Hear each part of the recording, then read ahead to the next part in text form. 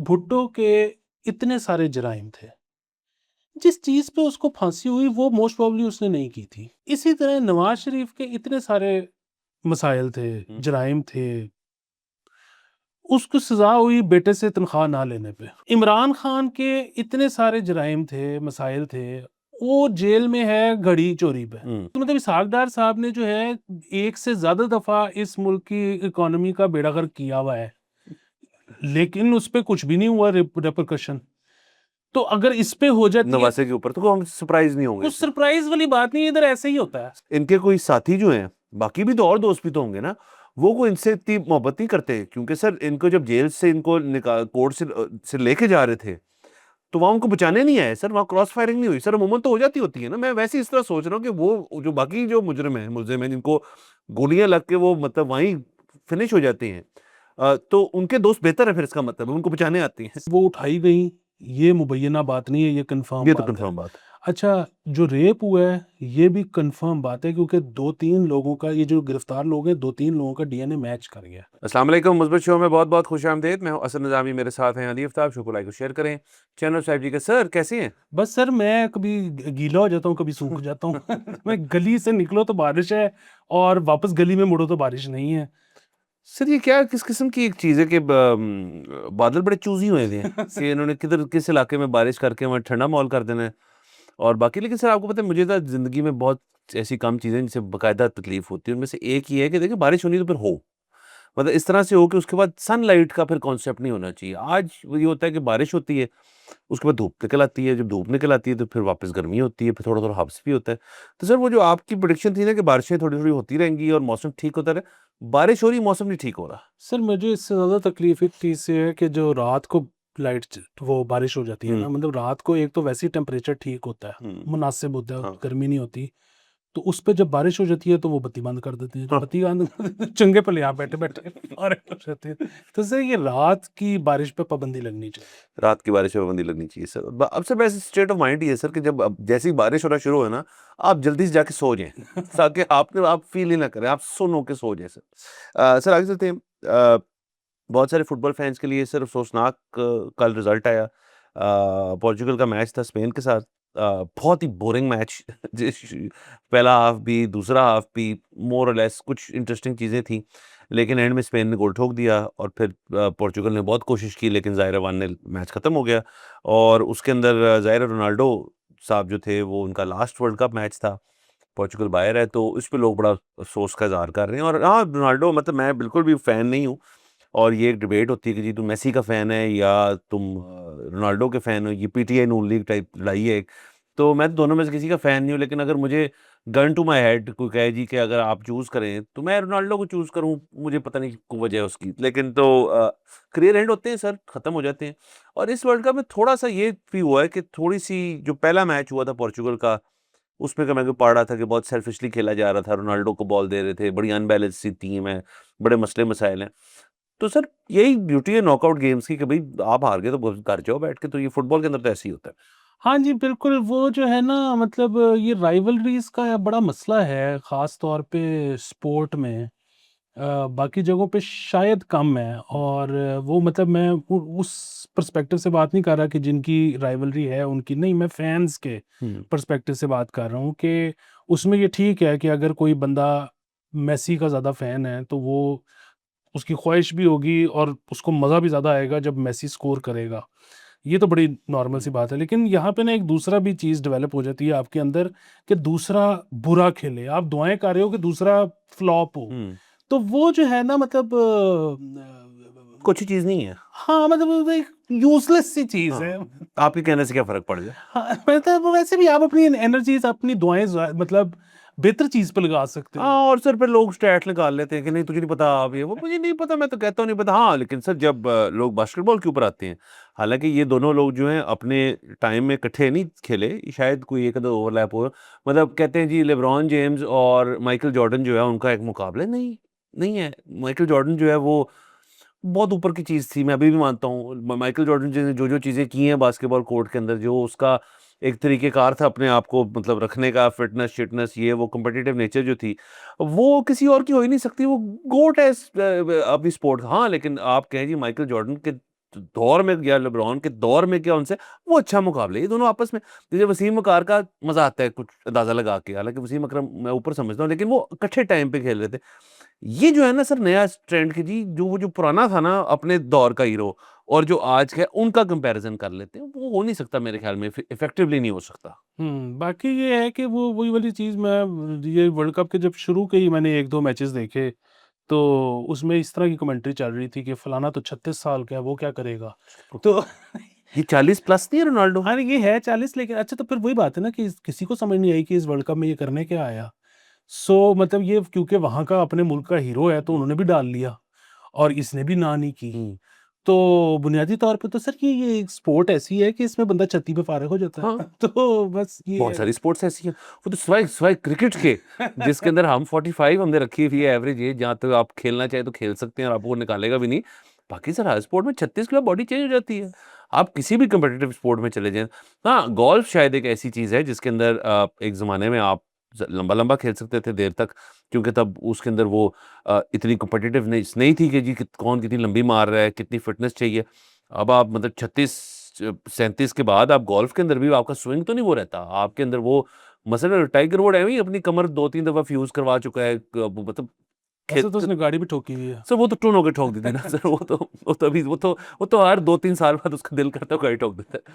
तो but again sir चलें, अच्छा फेयरवेल हुआ, जो भी है, करियर जो है वो एक मैच से किसी का नहीं नापा जा सकता। पूरा उसका अहाता किया जाए तो Ronaldo greatest of all time definitely है, इसमें कोई शक नहीं है। और बाकी मुबारक हो उसको, अब वो ज़िंदगी एन्जॉय करे अपनी, अब वो कुछ और करे। वो बहुत एन्जॉय करेगा। वो अभी भी कर रहा होगा। सर वैसे ये भी सर सॉरी सर बात काट रहा हूँ आपकी, लेकिन ये कितनी अजीब-सी बात है कि मतलब दुनिया में अगर आप किसी को ना यार मैं 43 का हो गया हूँ, अब मैं रिटायर्ड हूँ। अब मतलब स्पोर्ट्स में ऐसे होता है ना, बाकी दुनिया में तो 43 में तो आप पैसा आना शुरू होता है। आप करियर में अपना एंड गेम के अंदर जा रहे हो कि अब 20 साल और मैंने लगाने हैं और मैंने 65 पे जाके सेटल करके एन्जॉय करना है। अब एक बंदे जिसने पैसे भी बहुत सारे कमा लिए हैं, उसकी डे जॉब भी फुटबॉल खेलना है, वो खेल नहीं सकता। सर वो 43 के ऊपर क्या करेगा घर जाके?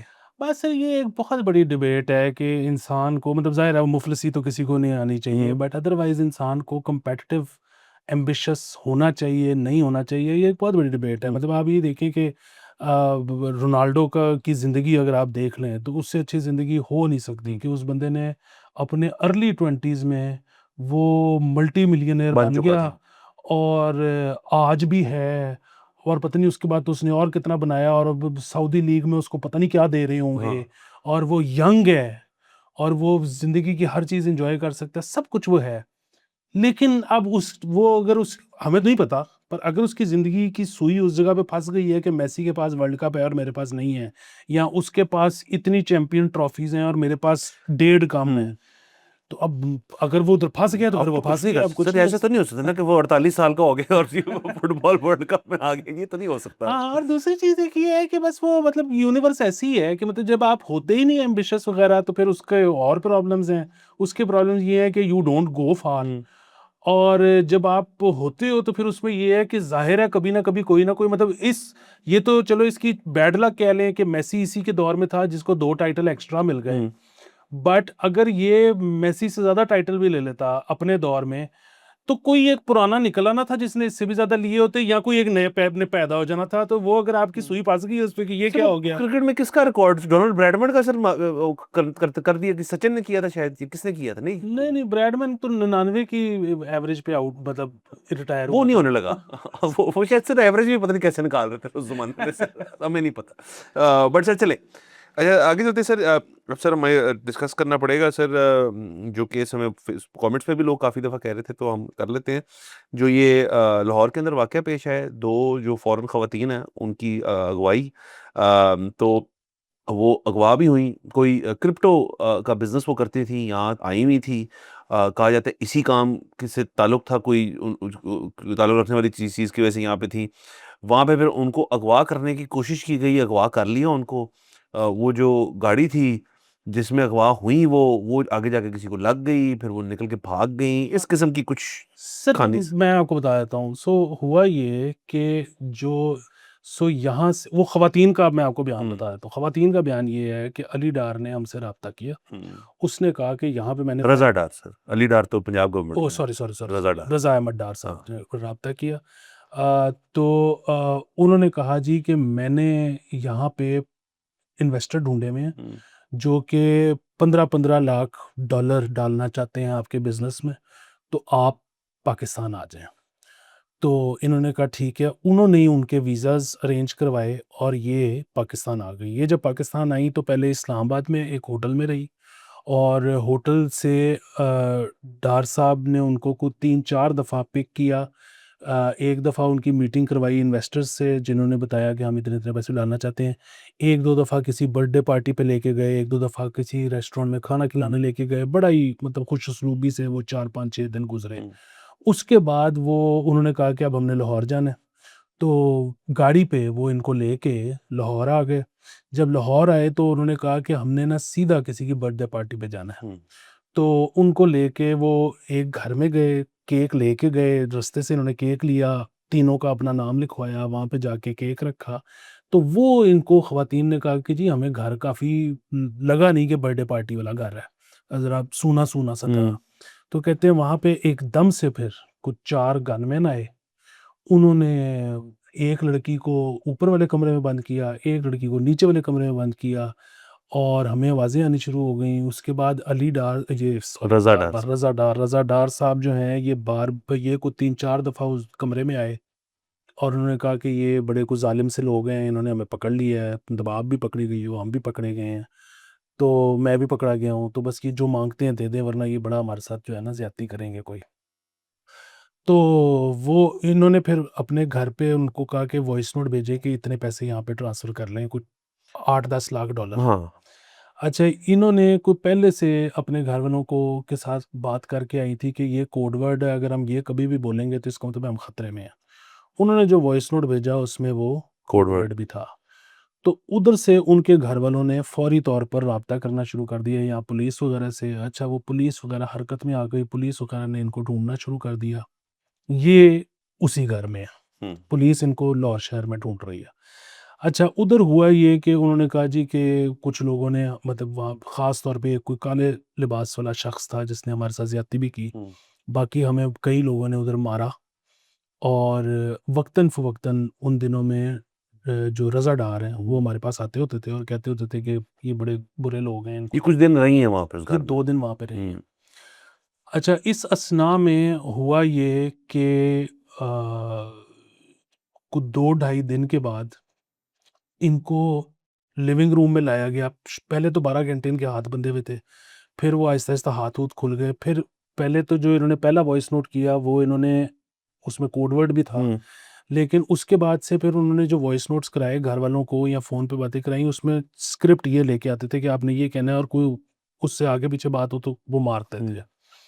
अच्छा, कुछ 2 दिन, ढाई दिन बाद जो है उन्होंने इनको लिविंग रूम में पहले लेके आए, फिर उनको कहा कि आपका ना वो हो गया रिहाई का समथिंग। अच्छा, उससे पहले एक दफ़ा डार साहब दोबारा आए, उन्होंने इनको कहा कि वो जो इन्वेस्टर था, उस जिससे मैंने तुम्हें मिलवाया था, उसने 8 लाख डॉलर दे दिए हैं, तो वो मैंने इनको दे दिए हैं। तो अब सिर्फ़ 6-7 लाख डॉलर और मिल जाएँ, तो तो ये हमें छोड़ देंगे। हम्म, अच्छा, फिर इनको फाइनली जिस दिन छोड़ना था उन्होंने कहा जी आपका हो गया मसला हल, अब आपको घर जाने पैसे देंगे। मंगवा लिए उन्होंने उधर से नहीं आए पैसे, हम्म, लेकिन इन्होंने कहा जी कि आपका हो गया मसला हल, वो हमने इन्वेस्टर से ले लिया या व्हाटएवर जो भी, तो अब हम आपको थोड़ी देर में जाने देंगे। हम्म, और फिर वही रज़ा डार साहब आए, रज़ा डार साहब ने इनको गाड़ी में बिठाया और लेके रवाना हो गए। तो रास्ते में इन्होंने जैसे ही ये गाड़ी में बैठी, इन्होंने कहा हमें फ़ौरन एयरपोर्ट लेके चलो, हमने यहीं से जहाज़ पे। उन्होंने कहा हाँ जी ठीक है, आपको ले जाते हैं एयरपोर्ट। तो इन्होंने उसी वक़्त अपने फ़ोन लिए डार से वापस, और गाड़ी में पासपोर्ट भी पड़े हुए थे, वो भी इन्होंने पकड़ लिए। लेकिन इनको बीच में शक ये हुआ कि जब इन्होंने गूगल मैप खोला तो गाड़ी एयरपोर्ट नहीं थी जा रही, हम्म, वो कहीं और जा रही थी। तो इन्होंने कुछ शोर-शोर मचाना शुरू कर दिया, चीखें मारना शुरू कर दी। उस असना में गाड़ी लग गई। वो गाड़ी जब लगी तो वो डॉक्टर साहब को बाहर आना पड़ा देखने के लिए, जो भी डील करने के लिए। तो ये वहाँ भाग से गए इन्होंने फरार हुई। इन्होंने एक दुकान पे जाके शोर मचा दिया। जब इन्होंने डॉक्टर साहब ने ये देखा, वो गाड़ी लेके निकल गए। जब शोर मचा तो एक ट्रैफ़िक पुलिस वाला आया। ट्रैफ़िक पुलिस वाले ने इनको गाड़ी में बिठाया। इन्होंने कहा एयरपोर्ट चलो। उसने कहा जी कि अच्छा ठीक है, आप पहले थाने चलें। उन्होंने कहा नहीं, हमने जाना ही एयरपोर्ट है। तो उसने एक जगह पे जाके गाड़ी स्लो कर ली। तो इनको शक हुआ कि ये पुलिस वाला जो है मिला हुआ है? मिला हुआ है। लेकिन ये इन्होंने शोर-शोर मचाया, गाड़ी से निकल के ना भागने लगी, तो उधर ही रेगुलर पुलिस पहुँच गई।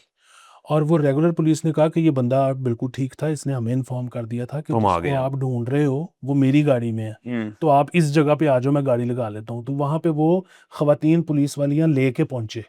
इनको बिठाया, इनको ले गए बयान वग़ैरह के लिए। ये जो बयान अभी आप बता रही हैं उन्होंने वहाँ जाके थाने में दिया। ये वहाँ जाके थाने में दिया, ये पूरा मुफस्सल तौर पे दोनों का अलहदा-अलहदा वहाँ हुँ। पे ये मौजूद है और सेम है। और सेम है। तो उसमें जो है ना फिर फाइनली वो कंट्रोवर्सी हुई कि बयान के लिए रात को 3 बजे मैजिस्ट्रेट्स मजिस्ट्रेट को जगाया इन्होंने कि ये जी बयान इनका हम करने लगे हैं, जिस पे मजिस्ट्रेट साहब नाराज़ हुए। हाँ जी। और उसके बाद वो बयान-शयान के फ़ौरन बाद उनको एयरपोर्ट छोड़ा गया और और वो चली गई यहाँ से। रवाना कर दिया गया। फिर इन्होंने अरेस्ट किया। बिल्कुल। अच्छा, इस पे एक चीज़ का वो कर लें कि अब ये तो है जो बयान में मौजूद है। हुँ। जो एक रूमर है, जिसको कन्फर्म नहीं किया जा सकता, वो ये है कि जो रज़ा डार साहब हैं, उन्होंने कोई आउट ऑफ द ब्लू इनको राब्ता नहीं किया। अ, उन्होंने अच्छा, अब ये तो कंट्रोवर्सी एक अलहदा स मतलब ये तो एक सवाल अलहदा से है ना कि रज़ा डार साहब क्या इसमें मुलव्विस हैं इस सारी चीज़ में, या इनकी तरह वो भी विक्टिम है? हुँ। कि वो उनकी नीयत बड़ी अच्छी थी, हुँ। वो तो अपने दोस्तों के पास आए थे, दोस्तों ने ये कर दिया। तो इसका जवाब तो कानूनी जब हरकत में आएगा तो देगा जब इन्वेस्टिगेशन होगी। दूसरी चीज़ ये है कि जो एक और उम्र है वो ये, ख़ैर उसका हाफ पार्ट तो ये भी कन्फर्म करती हैं कि हमारी एक क्रिप्टो कॉन्फ्रेंस थी हुँ। कुछ सिंगापुर वग़ैरह में। वहाँ हमारी रज़ा डार साहब से मुलाकात हुई थी और उसके बाद हमारी जो है वो बोलचाल थी। बोलचाल, ईमेल ये वो सारी चलती रही और फिर जब उन्होंने दावत दी पाकिस्तान तो की, हम आ गए। तो हम आ गए। इसमें जो एक रूमर है, वो ये है कि इनिशियली रज़ा साहब ने इनको $1,00,000 वो इनको मिले सिंगापुर में, मुतासिर हुए इनसे। उसके बाद इनके वेंचर में, क्रिप्टो में उन्होंने $1,00,000 भेजे और उस $1,00,000 के बदले इनको वीकली, मंथली प्रॉफ़िट आना शुरू हो गया। जब वो प्रॉफ़िट आना शुरू हुआ तो उसके बाद इन्होंने कुछ $4-5 लाख डॉलर और भेजे। जैसे ही वो रिसीव हुए तो वहाँ से हुँ। प्रॉफ़िट आना भी बंद हो गया और पैसे भी खत्म हो गए, वो सब ज़ब्त हो गए अब, जो भी या मतलब उन्होंने जवाब देना बंद कर दिया। जिसके बाद फिर कुछ अरसे बाद रज़ादार साहब ने कहा कि जी इधर आएँ, मैंने तो आपके लिए और इन्वेस्टर ढूँढे हैं। अब ये रूमर है, मैं पहले बता रहा हूँ, इसकी कोई वो ये बयान ना उन्होंने लिखा है और ना जो इनसे रिकॉर्ड हुआ है, वो उसके मुताबिक नहीं है ये। नहीं है, ये वैसे रूमर है। अच्छा, अब जो सवाल मतलब एक तो ज़ाहिर है ये चीज़ है कि अब इन्वेस्टिगेशन होगी तो पता लगेगा कि रज़ा डार साहब का इसमें हुँ। किरदार जो है वो क्या है, वो इसके अंदर मुलव्विस हैं या वो अ, विक्टिम है। विक्टिम है। दूसरी चीज़ ये है कि इसमें एक तो सबसे पहली जो वो है जो लोग एतराज़ कर रहे हैं कि जी वो सीसीडी जो आपने बनाई थी, वो सिर्फ़ गरीबों के लिए, अमीरों के लिए नहीं है, क्योंकि अगेन रज़ा डार को तो आप बीच में से निकाल लें। लेकिन बाकी भी कोई माड़े-मोड़े तो नहीं होंगे ना? जो भी थे बंदे को बहुत माड़े तो नहीं होंगे हाँ, और ये तो मशहूर इस वजह से हो गया ना क्योंकि इनका ताल्लुक निकाला गया कि ये इसहाक डार साहब के सगे भांजे हैं। भांजे नहीं हैं, नवासे हैं। नवासे सॉरी हाँ, उनकी बेटी के बेटे हैं। हाँ, ये बात की बिल्कुल, जा रही है। बिल्कुल। अगेन इसकी तरफ से कोई इसहाक डार ना उनके अहले खाना की तरफ से इस किस्म का कोई ना तस्दीक आई है ना तरदीद आई है। मुझे नहीं पढ़ने को मिली कहीं जी पे उन्होंने ना कोई बयान दिया उस चीज़ के ऊपर। जी, ना तस्दीक आई है, ना तरदीद आई है और उस पे ये है कि ये बाहर कहा गया है कि मैडम मरियम नवाज़ शरीफ की तरफ से ऑर्डर हैं सेम तरह कि ट्रीट किया। सेम तरह से ट्रीट किया सर इसमें जाए। ये भी ऐड कर लें सर जो प्रेस कॉन्फ्रेंस हुई थी जिसमें वो पुलिस सीनियर पुलिस अफसर थे तो वो भी बड़ी इंटरेस्टिंग इस वजह से थी क्योंकि वहाँ पे साफ़ी जो है वो अपना मुद्दा लेके पहुँच के कि जी अब ये आप बता रहे हैं, ये कर रहे हैं, वो कर रहे हैं। साफ़ियों के बहुत सारे कंसर्न्स थे कि जी हमें आप शेयर नहीं करते डिटेल और ये और वो व्हाटएवर जो तो उसके ऊपर जो थे वो टेंशन में आ गए और वो नज़र आ रहे थे विजुअली कि उनको साफ़ियों ने मतलब तकरीबन घेर लिया और फिर उन्होंने कट शॉट करके प्रेस कॉन्फ्रेंस में भाग गए। तो इट वाज़ वेरी एविडेंट कि इतना सीनियर पुलिस अफ़सर जो है इस केस की वजह से एक बड़े ठीक-ठाक प्रेशर में था। जी, बिल्कुल, एक तो वो प्रेशर है, दूसरा उसमें एक और चीज़ भी है, वो ये है कि जो मैंने पूछा साफ़ियों से कि हुँ। आप गरम क्यों हो गए थे? उन्होंने कहा जी कि हम गरम इसलिए हो गए थे और हमने कहा जी कि आपको जिस वक़्त आप वैसे हमारी नौकरियाँ के पीछे पड़े होते हैं, हमारे बॉसेस को फ़ोन करते हैं कि इसको निकालो। निकाल लो। जब आपको ज़रूरत पड़ी तो आपने हमें बुला लिया। मैंने कहा इनको ज़रूरत कैसे पड़ी? उन्होंने कहा जी कि असल में हुआ ये था कि इनिशियली पुलिस ने कहा कि ये 2 लड़कियाँ अगवा हुई, हुँ। हमारे तक शिकायत पहुँची, जब शिकायत पहुँची तो हमने हमने इनको इनको ढूँढ बाज़ियाब लिया। करा लिया। हुँ। कहते हैं जबकि जब बाद में वीडियो सामने आई, वो एक रैंडम वीडियो किसी बंदे ने बना ली, जो जब मंजर आम पे आई तो पता लगा कि पुलिस ने बाजियाब कराया नहीं, ये तो एक्सीडेंट हो लड़कियां गया। एक्सीडेंट हो गया तो लड़कियां भागी। अच्छा, उसमें भी अगेन रूमर ये है कि जो फैसला किया गया कि जब इनको बताया गया कि अब हम आपको छोड़ने लगे हैं, तो वो किसी ने टिप ऑफ किया उनको कि जी पुलिस जो है वो सरगर्म है, वो जियो फेंसिंग वगैरह करके अब बहुत उसने नैरो डाउन कर लिया है, वो पहुंचने लगे हैं, तो इससे बेहतर है कि इनको कहीं और शिफ्ट कर लो। शिफ्ट कर लो। ये रूमर है अगेन, हाँ। बट बात फिर वही है कि अगर वहां से पैसे नहीं आए तो 2.5 दिन बाद इनको छोड़ने का इरादा या इनको यहाँ से किसी जगह शिफ्ट करने का इरादा कैसे बना? कैसे बना? तीसरी जो इसमें सबसे असल में जो इस वक्त सबसे चीज चल रही है ना, वो तो जाहिर है ये लोग जेर हिरासत हैं। अच्छा, अगेन कानून ठीक काम करेगा, गलत काम करेगा, कानून अंडर प्रेशर होगा, नहीं होगा, ये तो जब तक फैसले आते नहीं हम इसके बारे में क्या कमेंट कर सकते हैं। जो ज़्यादा बुनियादी बात है वो ये है कि जी वो पॉलिटिकली लोगों ने, ख़ास तौर पे दीगर पार्टियों ने, ऑपोजिशन ने ये कहना शुरू कर दिया कि इसहाक डार इस्तीफ़ा दें। हम्म। अच्छा, इसके ऊपर जो है अब एक प्रॉपर कैंपेन चली है, मतलब एक तरफ चली है कि इसहाक डार इस्तीफ़ा दें, दूसरी तरफ कैंपेन चली है कि जी इसहाक डार क्यों इस्तीफ़ा दें? इसहाक डार ने तो अपना इन्फ्लुएंस इस्तेमाल नहीं किया। वो तो जेर हिरासत है, अभी तक छोड़ा भी नहीं उसको। हाँ, वो कहते हैं जी नंबर 1 चीज़ ये कि किसी शख्स का पोता तो या नवासा तो क्या, किसी शख्स का बेटा भी कोई गलत काम करे या बाप भी कोई गलत काम करे तो उस शख्स को तो आप कुछ नहीं कह सकते। एडल्ट वो तो इन प्रिंसिपल करना चाहे रिजाइन की, जी बहुत कंट्रोवर्सी इर्द गिर्द मेरे पहुंच गई है तो मैं रिजाइन कर देता हूँ, लेकिन पाकिस्तान जैसे मुल्कों में ऐसा होता नहीं कभी भी। हाँ, दूसरा ये है कि वो अब जो दूसरी साइड वाले लोग हैं ना, वो कहते हैं कि एक तो इसहाक डार रिस्पॉन्सिबल नहीं है जो कुछ भी हुआ उसमें। दूसरा ये है कि वो कहते हैं कि जी अभी तक तो हमें ऐसे शवाहिद नहीं मिले कि इसहाक डार जो है वो कोई पॉलिटिकल अपना क्लाउट इस्तेमाल कर रहा है अपने नवासे को छुड़वाने के लिए या ये मसला ख़त्म करवाने के लिए। तो अब अगर उनको इस हटा दिया जाता है तो ये बड़ी ज़्यादती होगी। अच्छा, वैसे तो अब मेरा ज़ाती ख़्याल ये है कि इसहाक डार साहब सेफ़ हैं। मतलब अगेन एक तो वो वाली चीज़ है कि अभी तक कोई ज़ाहिर है और वो होगा भी नहीं कि इसहाक डार साहब का पर्सनली तो कोई वो लेना-देना नहीं होगा इस सारी चीज़ से। दूसरी चीज़ ये है कि इसहाक डार साहब के ताल्लुकात जो हैं वो हमने सुना है कि वो पार्टी में तो वो ठीक हैं ही हैं। वो पार्टी के ऊपर भी वो हालात अच्छे हैं हालात उनके अच्छे हैं। तो ये हमेशा से। हमेशा से ये 2 चीज़ें हो गई।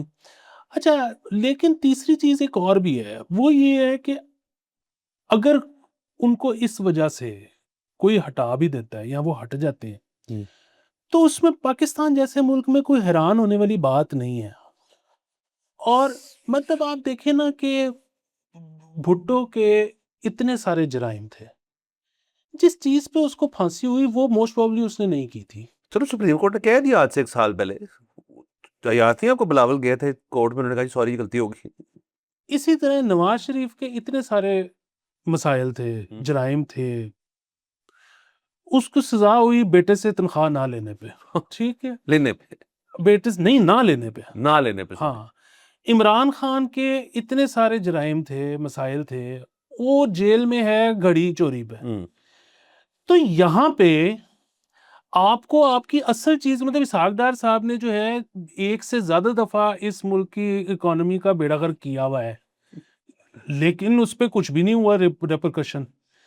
तो अगर इस पे हो जाती है, नवासे के ऊपर तो हम सरप्राइज नहीं होंगे कुछ इससे। सरप्राइज वाली बात नहीं है, इधर ऐसे ही होता है। सर दूसरा देखिए, इसहाक डार साहब तो चले अपनी जगह, वो अगर फर्ज करे यूज भी कर रहे हैं अपना पॉलिटिकल, इसमें क्या नई बात है मुझे बताएं।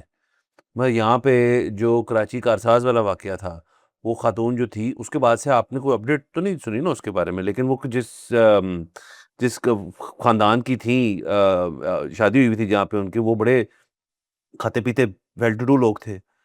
तो क्या हुआ फिर? इन्फ्लुएंस इस्तेमाल हुआ और बात रफा-दफा हो गई, खत्म हो गई बात।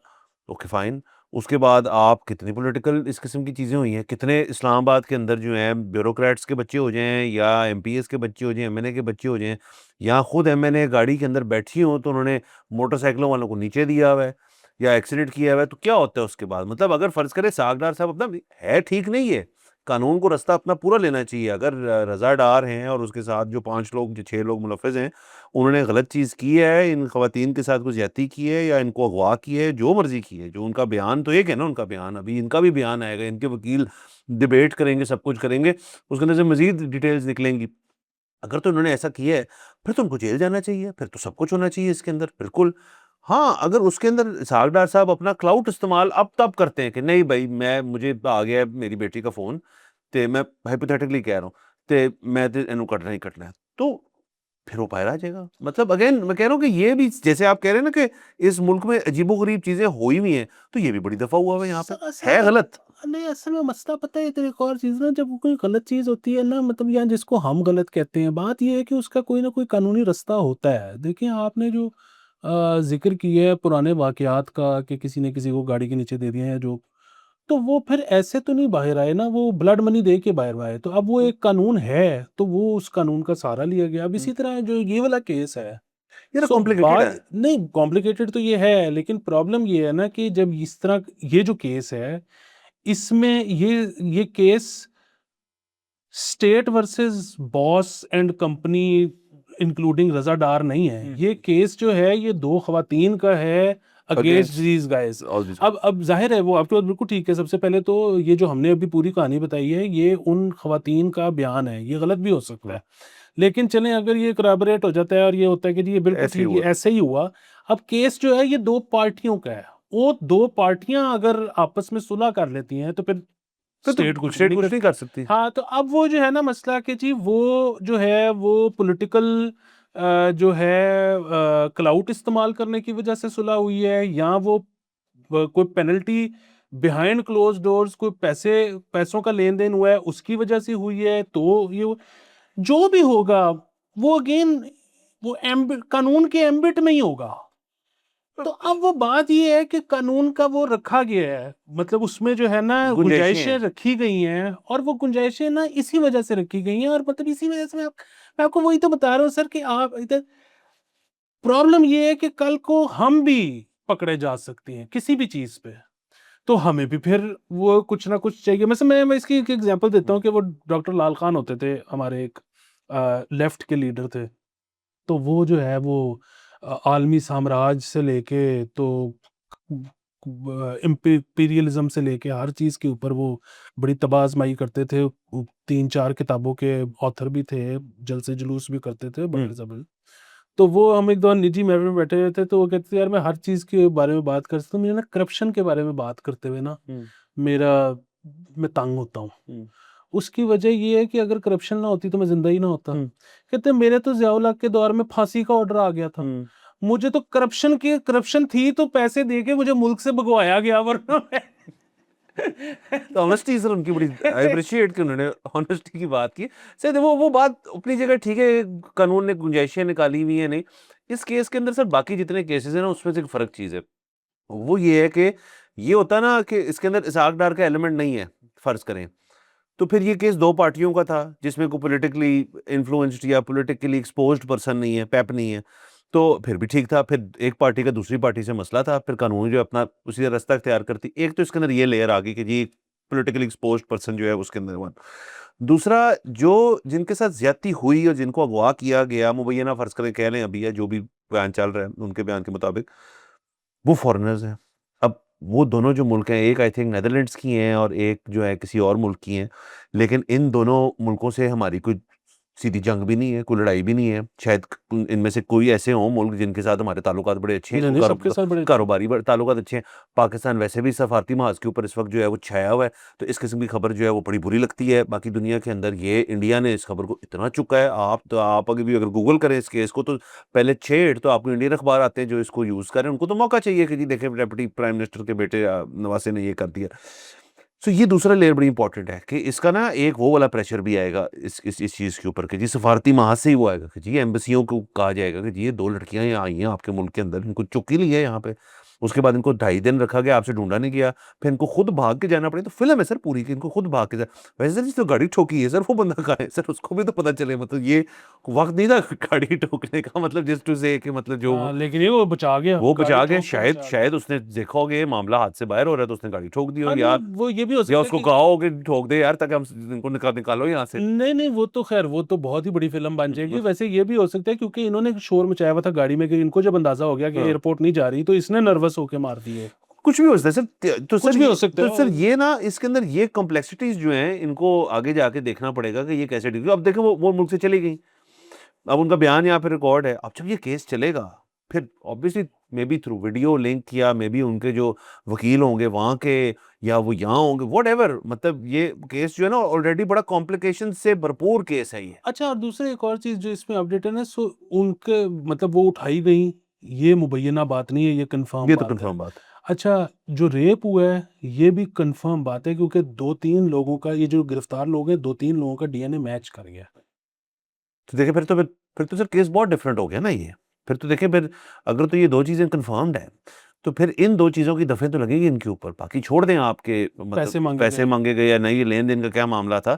तो अगर तो इस ये चीज़ कन्फर्म्ड है और डीएनए अटेन हो गया है वहाँ पे, अगर उन्हें बाकायदा जो टेस्ट होता है वो उनका मेडिकल हुआ है और अगर मेडिकल की बेसिस के अंदर इन लोगों का डीएनए मिला है वहाँ से, तो फिर तो बात ही खत्म हो गई। फिर तो देखिए ना, फिर तो ये मोर और less open and shut case भी बन सकता है। जी, ये तो खैर मतलब मैंने आज पढ़ा है कि जी डीएनए मैच कर गया है, तो मेरा ख्याल है कि वो जो डीएनए मैच किया होगा वो इसी उस पे किया होगा ना, और किस चीज़ के लिए उन्होंने मैच करना था। हाँ, अनलेस तो किसी स्ट्रगल के ऊपर देखा उन्होंने कहा। अब ये अगेन सर ये वो बारीकी है ना जिनका पता करना है। तीसरी चीज़ ये है कि पैसे माँगे गए या नहीं माँगे गए, ये भी बड़ा आसान है एस्टेब्लिश करना क्योंकि वो 2.5 दिन जिसमें वो ज़ेरे हिरासत थी, उन 2.5 दिनों के अंदर अगर माँ-बाप को वॉइस नोट गए हैं, तो वो तो बड़ा ईज़िली एस्टेब्लिश हो हुँ, सकता है कि जी हाँ, ये देखें हाँ। वॉइस नोट पड़े हैं। सर और आखिरी इसके अंदर जो चीज़ हमारी बात थोड़ी अधूरी रह गई वो ये कि सीसीटीवी वाला एंगल भी बहुत ज़्यादा एक्सप्लोर हो रहा है इसके अंदर कि अगेन बिल्कुल वो बात दुरुस्त है जो लोग कर रहे हैं कि जी जब किसी और शख्स का जो मतलब एक ऐसे तबके से ना हो जो पॉलिटिकली इन्फ्लुएंशियल हो या इंडस्ट्रियली इन्फ्लुएंशियल हो या कॉर्पोरेट वर्ल्ड के बहुत टाइकून है, ब्यूरोक्रेसी जो भी मतलब हो लोग, तो उनके बारे में सीसीटी जो है वो उस किस्म की चीज़ें नहीं करती। जबकि मुजरिम वो भी हैं जो मतलब लेट्स से जिनके ताल्लुकात नहीं है किसी से, मुजरिम वो भी हैं। लेकिन उस केस में तो ये होता है कि जी हम उनको जेल में प्रेज़ेंट किया, उन्होंने वहाँ से निकल रहे थे, उनके साथी है, उनको गोली मार दी। वो सर इसमें जो एक बात है ना मतलब इंटरेस्टिंग, वो ये है कि वो पुलिस ने बयान दिया कि जी हमारा ये केस सीसीडी के पास क्यों नहीं है और हमारे पास क्यों है। तो उन्होंने कहा जी कि क्योंकि ये फॉरेनर्स थी, क्योंकि ये सबसे पहले जब ये लैंड हुई हैं तो ये इस्लामाबाद हुई हैं, तो ये फेडरल जुरिस्डिक्शन बनती है, तो उस वजह से ये केस पुलिस का है, सीसीडी का नहीं है क्योंकि सीसीडी तो पंजाब की है। बट तो गवाह तो लाहौर में हुई है ना। हाँ, अगवा तो लाहौर में हुई, लेकिन बट कहते हैं कि मैंने तो सीसीडी को खत लिख दिया, अगर आपको केस हमसे चाहिए तो ले लें। सो नहीं सर ये केस तो सारे ना ये एक बड़ी दूसरे को पास सॉरी कर रहे हैं कि आप रख इसमें लो। कोई वकील बेहतर बताता है। मेरी जितनी बुनियादी नॉलेज है ये बड़ी फजूल सी बात है, बड़ी बेहुदा किस्म की गुफ्तगू है ये कि जी क्योंकि वो फेडरल में लैंड हुई है तो केस।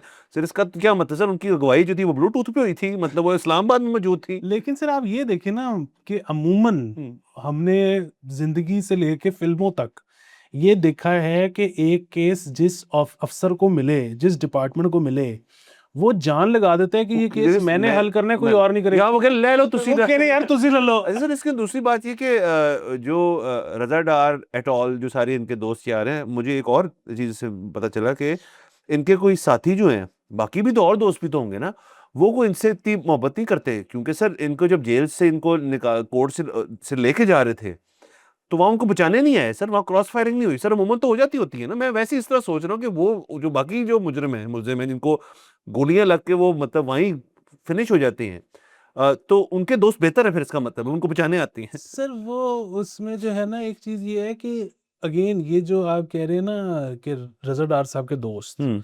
रजा डार साहब ये नहीं मानते कि ये हाँ मेरे ये दोस्त बात उनके और उस जो बयान है उससे भी ये चीज corroborate होती है, लेकिन रजा डार ने ये बयान दिया है सर कि मेरे ये दोस्त नहीं है। नहीं। तो मसला है ना हाँ, सर इसके अंदर। लेकिन मसला फिर वो ये है कि रजा डार साहब तो कहते हैं कि जी मैं भी मुझे भी victim, इन्होंने जो है वो किया है, अगवा किया हुआ था। मतलब अगवा तो नहीं किया हुआ था, ये आ जा रहे थे उस घर में, ये रह नहीं रहे थे बगैर लड़कियों के, ये बीच बीच में आ जाते, लेकिन वो कह रहे थे कि इन पे भी बड़ा प्रेशर था, इनको बड़ा डर था कि वो उन लड़कियों को मार ना दें, तो ये उनको बचाने की कोशिश कर रहे थे। हीरो है वो हाँ इस चीज के सारे। चलें सर, अब अगेन ये जो सर मेरे इस सारी चीज में जो मुझे जो खतरे की घंटी, देखिए एक जाहिर है कोई शख्स अगवा हो जाए, ये इससे बड़ी बात ही कोई नहीं हो सकती। और पाकिस्तान में, आप तो फॉरेनर्स की बात कर रहे हैं, पाकिस्तान में हम इस पे कई बार बात कर चुके हैं, पाकिस्तानी रियासत जो है ना, अगर किसी चीज को सीरियसली लेती है तो वो इसको लेती है। अगवाई को सर, हाँ सर सीसीडी जो 1.0 थी और फिर 2.0 थी, वो तो बनी अगवाई के लिए थी। सर, सीसीडी के अलावा भी और सीसीडी से पहले भी, सो यहाँ पे पाकिस्तानी रियासत का ये पेट वो था कि अगर कोई शख्स अगवा हो गया ना फॉर रैंसम, तो पुलिस कभी भी राब्ता कर सकती है एजेंसियों को, और एजेंसियां जो हैं वो अपनी पूरी जो है ना वो जियो, इंफ्रास्ट्रक्चर दे देंगे आपको, हाँ वो जो करते हैं उसको जियो फेंसिंग और बाकी सारे फेंसिंग और सब कुछ दे मैपिंग, देंगे वो आप। सब कुछ करके देंगे, तो वो इस चीज़ को वो बहुत सीरियसली लेते हैं। अब आप सोचें कि इसमें जो है वो फॉरेनर ही हो गए हैं, तो ये मुझे वो मसला नहीं है कि इस पे, एक तो ये कि बहुत अफसोसनाक वाकया रेप हुआ, उससे ज़्यादा हाँ, अफसोसनाक वाकया। तीसरी चीज़ ये है कि इस पे कोई रियासत जो है ना कोई कसर उठा उठा नहीं रखेगी, मुझे यकीन है वो सारा। वो तो कह भी दिए यहाँ पे। हाँ, जो वाहिद चीज़ है ना सर, वो ये है कि ये जो क्रिप्टो क्रिप्टो खेल रहे हैं ना हम्म सर, ये क्रिप्टो बड़ी खतरनाक चीज़ है। मतलब ये खतरनाक चीज़ इस तरह से है, आई एम श्योर कि कुछ लोग इसके बारे में बड़े पढ़े लिखे और वेल इन्फॉर्म्ड होंगे और अपने आप को अपडेट करते रहते होंगे, और there must be some method behind the madness जब वो पर्टिकुलर लोग इन्वेस्ट करते होंगे। सर, इधर जो चल रहा है ना, हम्म वो लिटरली ये चल रहा है कि मैंने फलाने बंदे से सुना है कि जब एक दफ़ा 40,000 पे आएगा ना बिटकॉइन, तो अन्य वाल ले लेना, उसके बाद इसने 1 मिलियन पे जाना है। अब ये बात ठीक भी हो सकती है, ये बात गलत भी हो सकती है, लेकिन इस पे ज़ीरो रिसर्च है सबकी। सब ये कह रहे हैं कि हमने ना सुना है।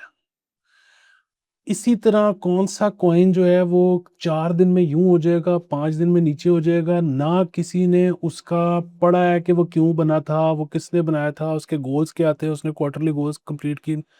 बस इधर चल रहा है कि मेरे कज़न ने कहा है। और जो इसमें और सबसे बड़ी खतरनाक बात है वो ये है कि आपके अगर फॉरेन मिनिस्टर और स्पेशली एक्स फाइनेंस मिनिस्टर के नवासे, अगर वो बात ठीक है कि क्रिप्टो में इन्वेस्टमेंटें करते फिर रहे हैं, लाख-लाख डॉलर बाहर भिजवाते फिर रहे हैं।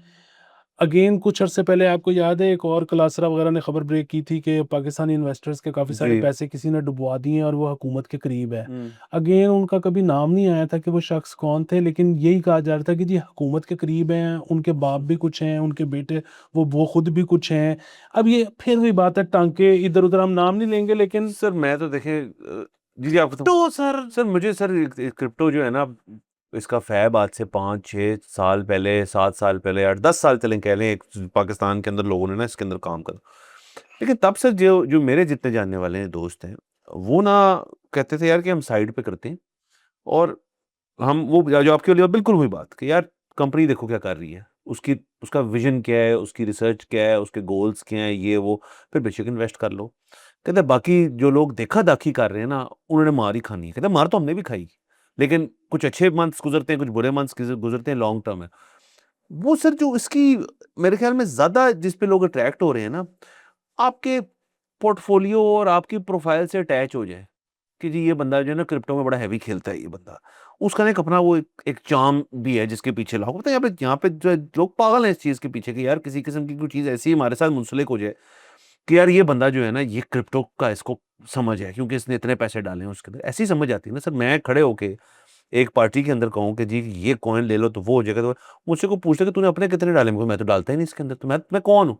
एक बंदा है जी पता कुछ नहीं है, लेकिन मुझे टिप है कि भाई बिटकॉइन जो है ना यहाँ से यहाँ जा रहा है, तो मैंने डाल दिए $2 लाख, वो बंदा हिट हो जाएगा वहाँ पे। एक शायद उसको भी चेस कर रहे हैं। दूसरा सर आई एम श्योर को पीयर प्रेशर का भी एलिमेंट होगा इसके अंदर। तीसरा इसके अंदर वही है कि चीज़ देखा सर, मुझे तो कभी इस चीज़ की समझ ही नहीं आई कि एक ऐसी चीज़ जिसके जिसके पीछे बैक्ड किसी चीज़ से नहीं है वो, तो उसकी क्या साइंस है, अगेन बहुत लंबी डिबेट है, मुझे समझाया बहुत लोगों ने कि यार ये है, ये है, ये है, ब्लॉकचेन, ये और फलाना।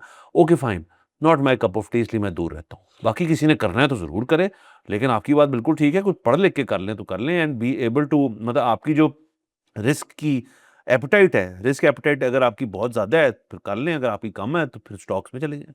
एग्जैक्टली सर, यही वाली चीज़ है कि देखें, वैसे तो आप मतलब वही वाली बात कि अगर इलीगली आप पैसा मूव करके पाकिस्तान से बाहर स्टॉक्स भी ले रहे हैं तो है तो वो कानून जुर्म, पकड़े जाएंगे तो जेल भी हो सकती है और पेनल्टी भी है। बट बात फिर वही है कि उसके बारे में ना पढ़ना, सोचना, समझना आसान है। मतलब जिस तरह आप और मैं, हम लेमैन हैं, हमें ज़्यादा फाइनेंस, इकोनॉमी, ये वो नहीं पता। लेकिन आपके ख्याल में एप्पल के बारे में देखना कि उनका ये क्वार्टर कैसा गुजरा है तो अगला कैसा गुजरेगा, ये ज़्यादा आसान है, या एक क्रिप्टो करेंसी के बारे में पढ़ के समझना कि ये क्या है वो ज़्यादा आसान है? ज़ाहिर है सर, एप्पल ज़्यादा आसान है। तो उनके तो पब्लिक फाइनेंशियल्स है ना, आप अगर ज़्यादा ज़हीन आदमी हो तो आप खोल लें सारा कुछ और देख लें क्या होना है। तो बुनियादी बात ये है कि लेकिन वो वाली आपकी बात ठीक है कि वो एप्पल जो है वो बड़ी सस्टेनेबल सी एक चीज़ देगा, उसमें छक्के नहीं लगेंगे, नहीं। छक्के इधर हैं।